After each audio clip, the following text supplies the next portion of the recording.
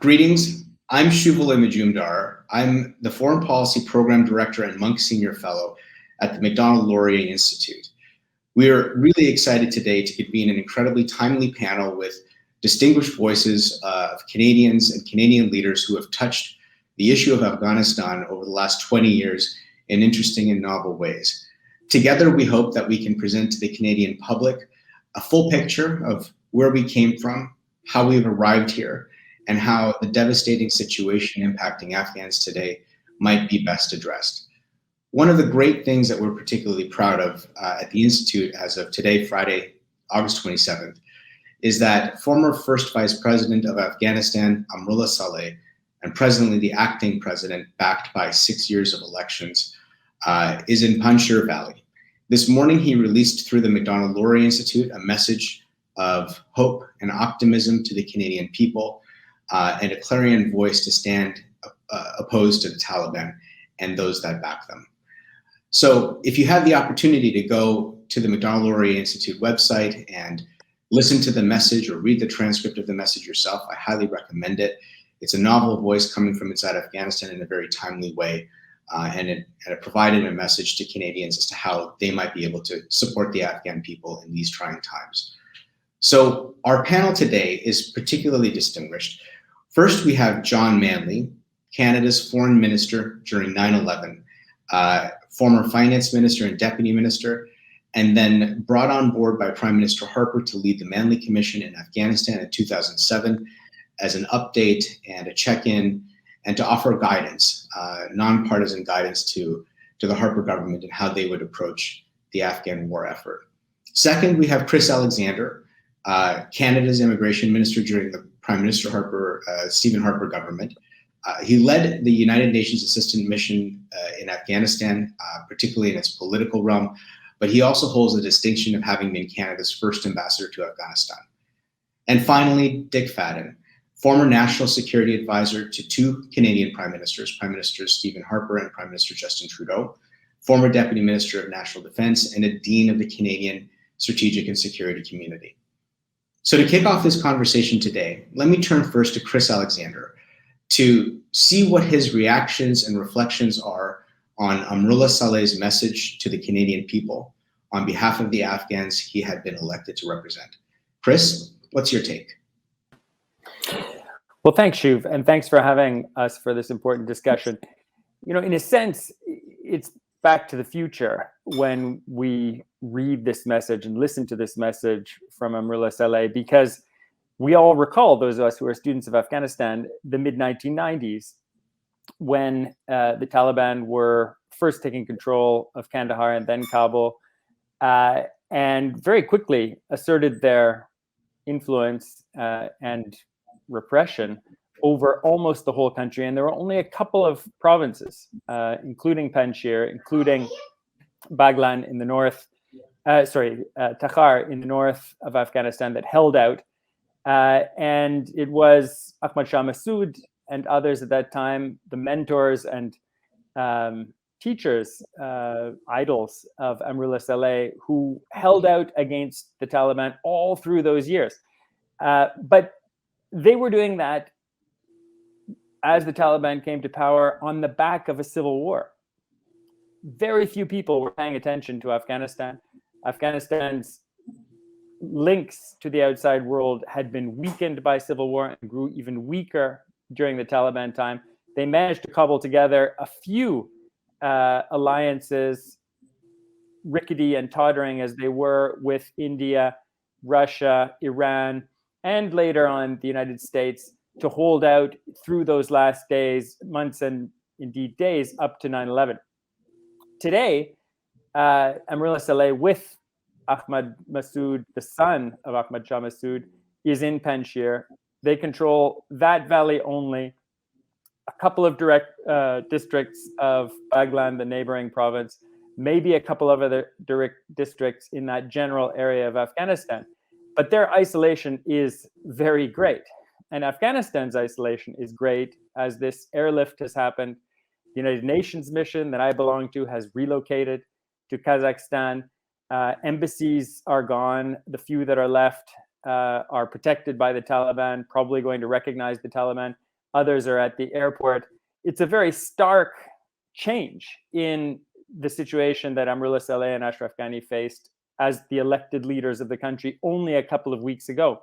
But everything has changed in that after 20 years, the international community, to a much greater extent, knows Afghanistan, is connected to Afghanistan, has invested in Afghanistan, has supported 20 years of UN resolutions unanimously, giving the UN a mandate to be there, giving donors a mandate to rebuild institutions, giving the military of over 50 countries a mandate to try to keep the Taliban out. Obviously, that has failed. But what Amrullah Saleh is saying is that we haven't forgotten you, and you shouldn't forget us. We shouldn't repeat this experience of abandonment, which Afghans remember very clearly from 1988-89, when the jihad against the Soviet Union ended, and Afghans were really left to their own devices and became victims of Pakistan's proxy war. Secondly, he's saying, keep in mind who the real aggressors are, belligerents are here. Of course, it's the Taliban. Of course, it's these other groups, the Haqqani Network, the Islamic State in Khorasan, Al-Qaeda itself. But he's reminding us of a lesson that I think the whole international community has learned the hard way over the last 20 years, that these groups have common roots in a neighboring state, in the policy of a neighboring state, call it strategic depth, call it global jihad, which has been to try to reconquer Afghanistan. And that state is Pakistan, and the arm of the state responsible for all these groups has been the Inter-Services Intelligence. And then finally, he's saying to us, Canada, you played a special role. He knows that we didn't go off and get distracted by Iraq. Our engagement in Afghanistan was serious and principled. He thinks we can be one of a group of states that will stand with him and Masood and others to make sure that that last outpost of belief in our values, freedom, democracy, lasts and isn't overwhelmed by the Taliban, and that the right strategy can finally be pursued by all the international community to bring peace to Afghanistan. He concludes with a poem from Rumi. That's the dream we all have for the country, a country that puts 40 to 50 years of war behind it, and finally ensures that proxy wars, invasions, terrorism that have been endemic to the region for so long are ended. We haven't been pursuing that regional vision until now. It has to include a new policy towards Pakistan. Amrullah Saleh, I think, will be one of the main advocates of that vision if he's able to hold out, and our actions will be part of the equation in determining whether that's possible. Thanks. Thank you. No, thank you, Chris. And for our viewers, I encourage them to check out the report that he published in May. The paper is called Ending Pakistan's Proxy War in Afghanistan. It warned and cautioned of the role that Pakistan's been playing in this country for so long. And I think it was an excellent summation of Amrullah Saleh's commentary with MLI earlier today. So let me take a step back in time and turn to the man who'd been in the chair of being Foreign Minister of Canada when 9/11 happened.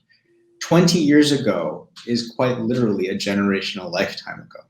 And when you think about the kind of world that we knew then in 2001, on the eve before 9/11, it strikes me it was a very different world than the one that we have inherited now, 20 years later.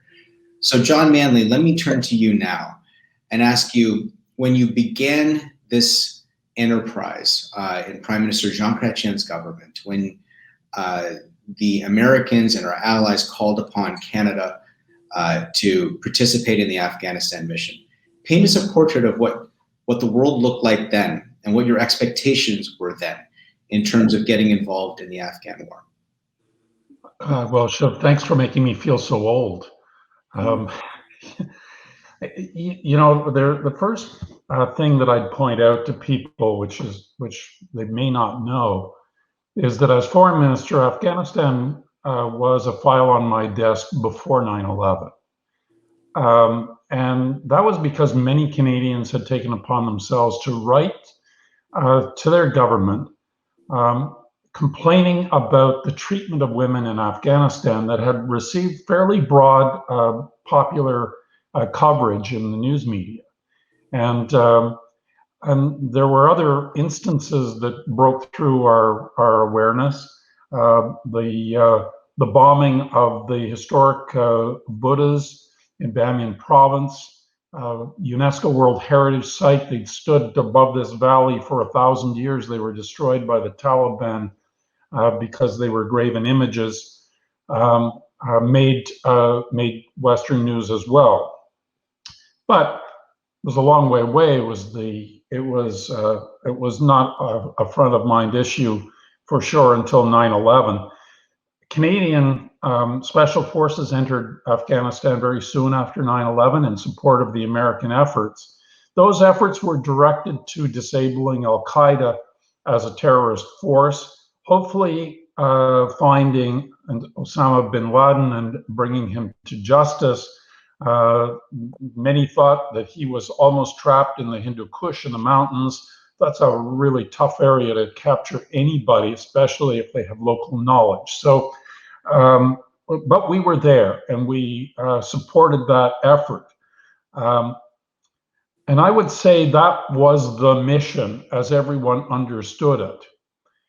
In November of 2001, G7 foreign ministers, G8 foreign ministers meeting in New York during the UN General Assembly, which was delayed that year, were meeting while news reports were coming to us of the Taliban fleeing Kabul.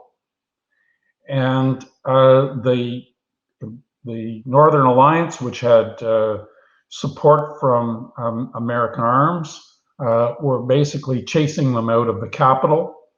And the mission suddenly changed. It changed from one of disabling Al-Qaeda to one of how do we patch together a state in what is a big area of geography, but with no effective government remaining in place. And that started the process, which went on throughout these years of trying to create a stable central government in Afghanistan, which is a task in itself. It's a very decentralized state. Chris was there as ambassador. It's hard to get around. Transportation routes are limited, and then I think but I think we were making serious progress. I was there early in January in 2002. We were welcomed. We Western forces were welcomed by the population at the time. Things changed after the Americans invaded Iraq. They were distracted by it. Forces were moved there. Practices of insurgency in Afghanistan changed following the Iraq invasion. And I think by the time the independent panel reviewed the situation in 2007 that I had chaired for Prime Minister Harper, the situation had become grave. But a few things that we pointed out in that report bear mentioning, and Chris has touched on a few of them. One is, throughout, this has been a mission authorized and led by the United Nations. It was also a NATO mission. NATO itself invoked Article 9 of the NATO Treaty following 9/11, the one time in its history. And decisions were made, and when our panel met, we were very conscious of the burden of past decisions. As I see the scenes unfolding in Afghanistan, and the acting president is hopeful and optimistic as always, I observe it with a great deal of sadness. I'd like to be as optimistic as he is, but I see the efforts of 20 years turning into a essentially a rout with many heroic Afghans, many of them now educated women. We've educated a lot of women in 20 years who risked on behalf of Western forces who are now going to have to pay the piper, I fear. And I wish that we had been more successful at evacuating them over a longer period of time, not because they can't make a good contribution to Afghanistan, but because I fear for their safety and their families and their lives. It's a somber note, and thank you for reflecting on it, because I think all Canadians share that with you today. And thank you as well for taking us through a journey on what the expectations were at the onset of the effort chasing bin Laden down in the mountains of the Hindu Kush to the 2007 review, which became quite dire, as you said. Dick Fadden, you're a former Deputy Minister of Defense and National Security Advisor. You have been a senior civil servant in our security and strategy for the duration of the war on terror. So let me ask you this. When you think about that time from 2007 onwards, where did we not necessarily get it right? Were we able to define the enemy correctly? Were we able to ascertain the intelligence as best as we could? Were we able to work with our allies toward common outcomes? Give us a sense from your perspective today, looking back during this time, in terms of what you think might have been done better. Well, thanks, and thanks for organizing the panel. A couple of things. I entirely agree with the way John has described the objectives and whatnot, but I don't think they were held at the same level, in the same way by all of the alliance members who were there. Some were more inclined to just go out and shoot people. Others were more inclined to do humanitarian things. And it took a while to, I think, consolidate that view. Yes, we were under United States command and all of that, but it took a while for everybody to be on the same wavelength. Secondly, I think in Canada, I sat on the Deputy Minister's Committee on Afghanistan near the end, and that was created by the PM because it was recognized at the time that we were not bringing a whole of government perspective to this. We tended to go off all in our silos and do what we could as best we could in order to advance the file. And I think eventually we did start pulling things together. But the thing that worried me most about that era, and it's something that I still think is a problem in international relations and national security, it's groupthink. We sort of develop a view eventually on what we're doing, be it realistic or not, and then we convince ourselves there's really no alternative to doing that. This is true, I think, in politics, where people have to consolidate their views, but it's also true in the media and the civil service, where eventually everybody sort of develops the same view, and developing an alternative perception is really quite challenging. So, to pick up a point, both John and Chris have said some positive things about Mr. Saleh, whom I met when I was CSIS director. I think what he's trying to do is fantastic, but I think we have to introduce an element of realism, as John has suggested. There is no effective alternative right now to the Taliban. Under international law, they have a set territory and they control it pretty effectively, which means that they're the government, whether we like it or not. So I think one of the things we're going to have to work our way through over the course of the next little while is, how are we going to treat Afghanistan? Are we going to remember only that they are a terrorist organization under our legislation? Are we going to be somewhere in the middle, accepting that we're going to have to deal with them in one shape, form, or other? Or eventually we're going to try and treat them as a member of the international community? And I think we need to coordinate this with the allies, but I think one of the real dangers today is to fail to recognize that the Taliban have to somehow keep the Afghan state functioning. And if we being the allies generally, do not find a way to interact with them, they'll be cut off the international financial system, people will starve, and a bunch of bad people, I wrote an article recently about the law of unintended consequences. We need to worry about what China and Russia are going to do here. They're not going to try and invade Afghanistan, but they're going to try and increase their influence and generally muck around. I think jihadists around the planet are ecstatic about the American route right now, or what they perceive as the American route. And, you know, Chris alluded to a number of the groups that are still active in Afghanistan today. And I think ISIS-K is probably the most worrisome one. They have never gone away. And I think one of the things that I hope we've learned from the 9/11 that all of us worked on in one shape, fashion, or the other, is that you cannot all of a sudden forget about problems as the particular problem of the day starts bothering you. And I do indeed think that's what happened in Afghanistan. Yes, the Americans went off and dealt with Iraq.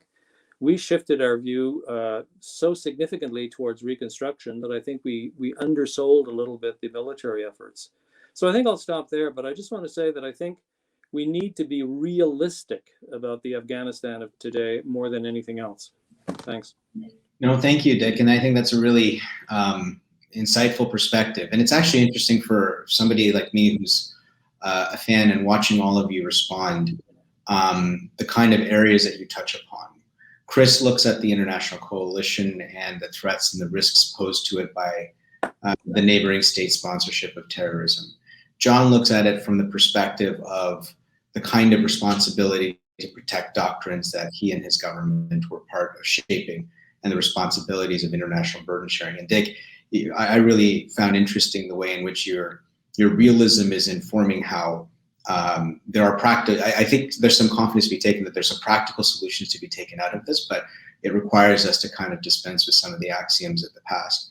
So let me do one more round of questions with each of you because time is short and there's so much we can discuss. Chris, when you're looking at Afghanistan today and presume that we can create a fantasy cabinet and a fantasy privy council with this discussion today. And Dick had been the associate secretary, I believe, at the Privy Council as well. So let's take a look here and say from your perspective, Chris, you're around a cabinet table with John Manley and Dick Fadden, and you're thinking about what Canada and our allies ought to be doing today. In order of priority, what would be the recommended options that you would try and advance around that table? Thanks, Shuv. Great question. Comes down to three things and they're interconnected. I'm not sure which has priority, but I'll just lay them out as they come to mind. First, I don't think we can ignore the plea that Amrullah Saleh has made. And, you know, if you read the French newspapers, Ahmed Massoud is there, championed by BHL, Bernard-Henri Lévy, who was so close to Massoud. This flame of a free Afghanistan is going to burn. And those who really believe in a future that isn't under a terrorist organization or under the thumb of a neighboring country will want to support it. And I think, you know, the leading democracies will all have voices advocating that support. Secondly, though, I very much take Dick's point to heart. We cannot forget the 35 million Afghans who are staying, 35 to 40, most of them under 20 years of age, whose world is collapsing and whose economy will very quickly collapse. 5 to 10 million are already living with food insecurity. We could choose to treat the Taliban as a government. I don't think that's the right way to go.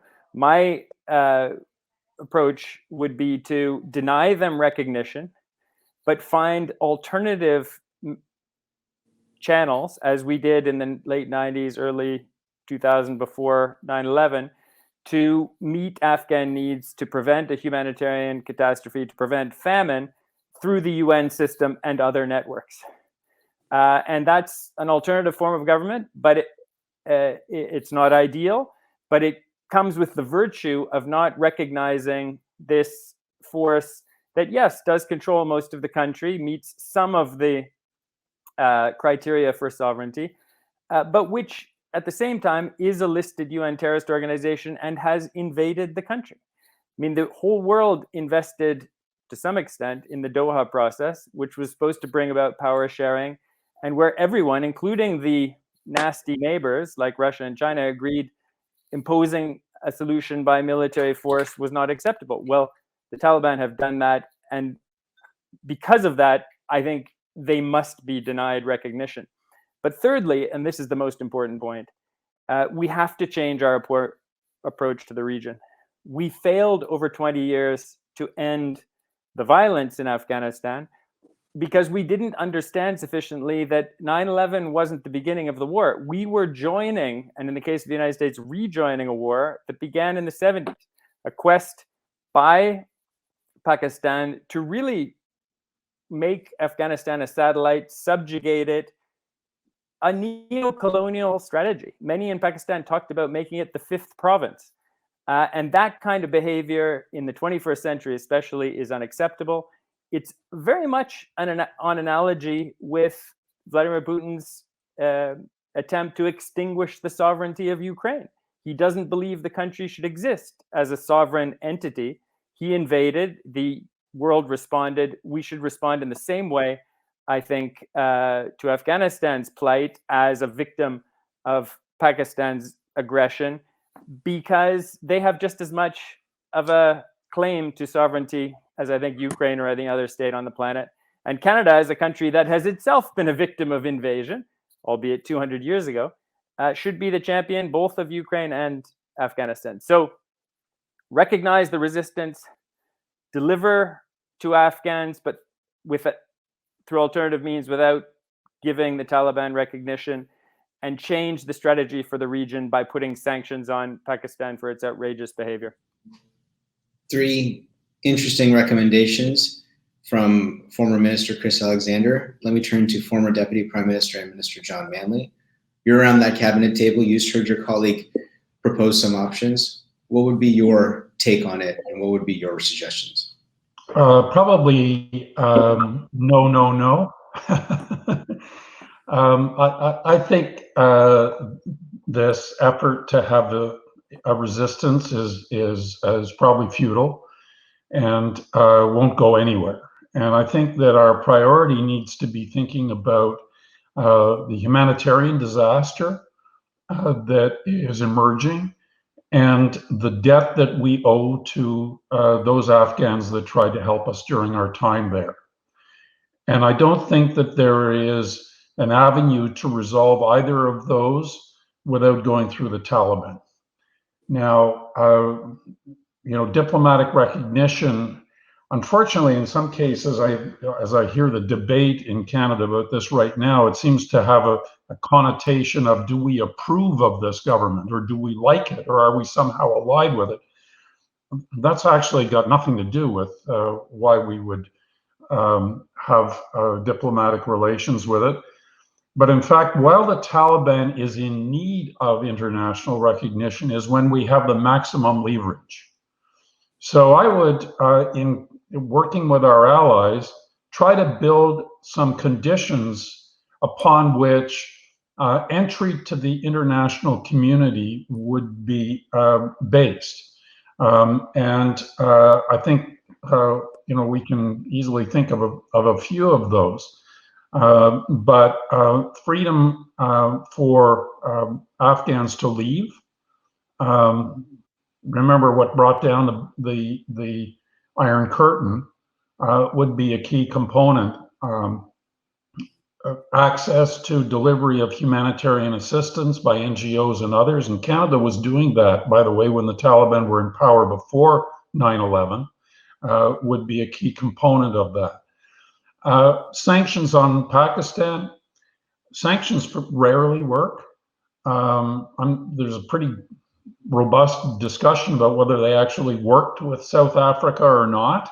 But if they are going to work, they only work if you have a very broad-based number of countries, key countries, that are imposing them. So on this one, again, Canadian sanctions on Pakistan are not going to keep anybody awake in Islamabad.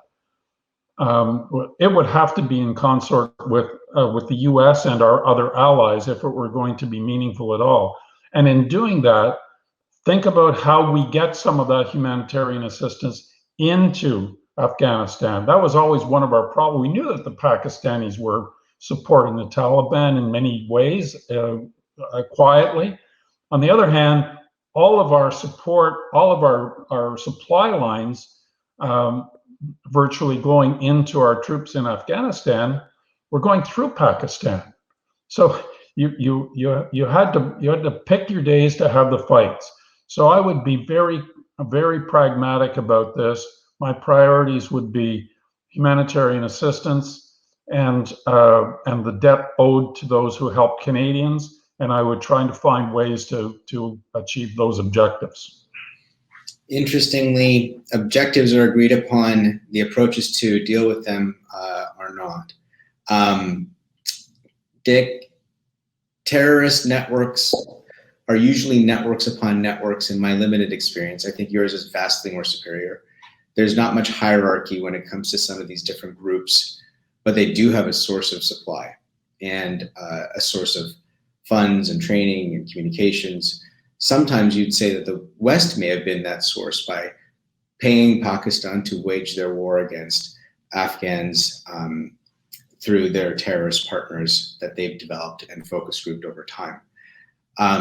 You've heard the discussion between John Manley and Chris Alexander around what Canada could do today. You've noted that Joe Biden has presided over a disastrous withdrawal that requires some remedial effort that has emboldened the jihadis and emboldened our adversarial authoritarians.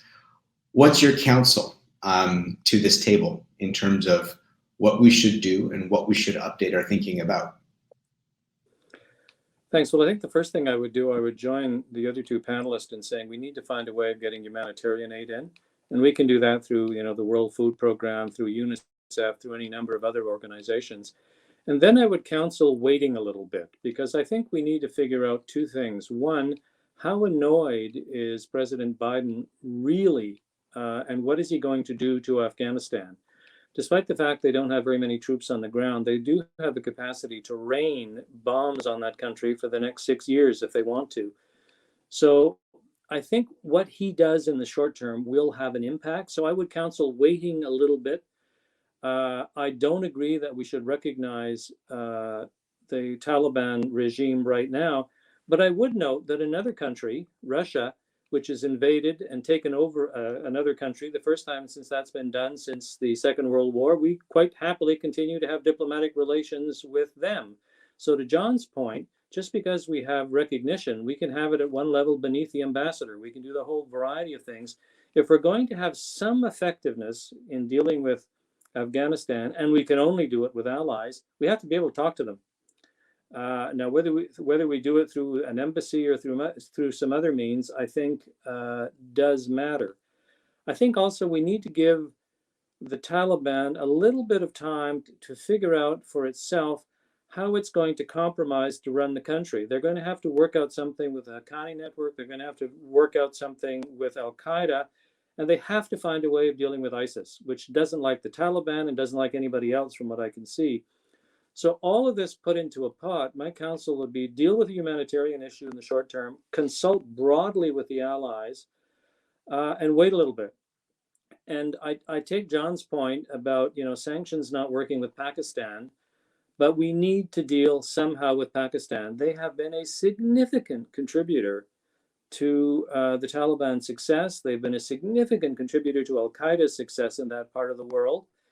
And yes, all the reasons that John said, we haven't done anything, but it really is reached the point, I think, where we're not going to have a great deal of success in Afghanistan if the countries neighboring Afghanistan don't join us in some shape, way, or fashion to deal with the issues that have been identified. So finding a way of developing a regional treatment of the issue, as Chris suggested, I think is one way, but not rushing into it would be my first issue.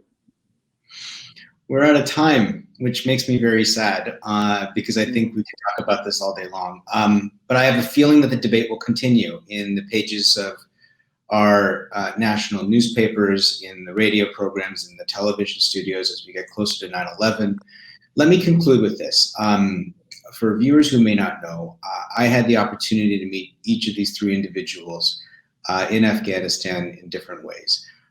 Chris Alexander had been heading the political section of the United Nations Assistance Mission. John Manley had arrived with Derek Burney and others as part of the Manley Commission. And Dick Fadden I got to engage on the issue with when I was John Baird's policy director.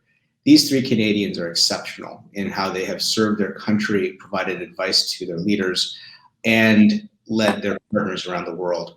And it has been a very long campaign, but let me begin with a compliment to each of you, gentlemen, for the amazing work you've done, and also recognize a Canadian who is presently leading the United Nations mission, Deborah Lyons, who was a former ambassador of Canada in Kabul, who is true to her name, a lion in every way, and we wish her well. Second, let us also reflect on this moment for the 35, 40 million Afghans for whom the majority have lived in a world after 9/11 and are about to experience a world that existed before 9/11. I know that on behalf of everybody at the Institute, every one of them are in our thoughts and prayers. Many of us who know them are doing the best that we can to help. And let me encourage Canadians watching today to do what they can to help those who have helped us and those who we have supported over the years. And finally, please visit www.Macdonald-Laurier.ca.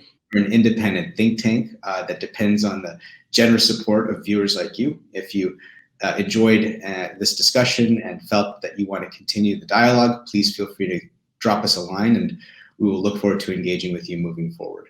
So with that, Dick Fadden, John Manley, Chris Alexander, thank you so very much for this discussion, this timely discussion about the situation in Afghanistan.